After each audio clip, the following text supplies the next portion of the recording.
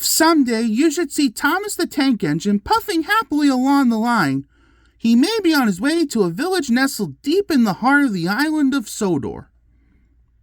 One morning, Thomas whistled to all his friends. But then an early snowstorm came. The island was covered with thick snow. The engines found work difficult. Some had to help clear snow from the track, and workmen hacked away at the frozen banks of ice.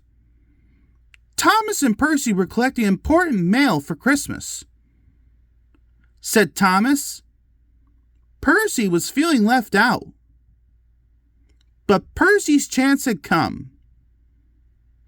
Said Thomas's driver. Percy was delighted, but Thomas was sad. Said Percy kindly. Sighed Thomas.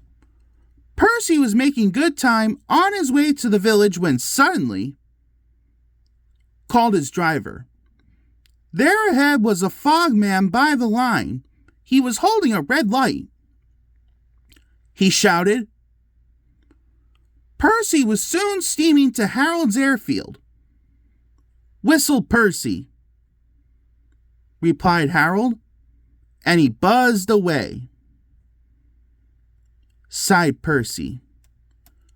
Suddenly there was Thomas with Terence the tractor and a works train.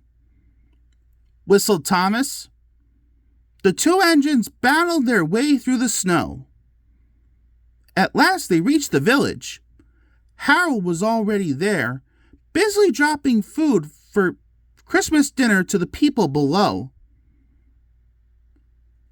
Terence quickly got to work. He said as he pushed the snow aside. Cheered the villagers? Said Thomas. He puffed. Squeaked Percy. Percy hurried back to fetch it.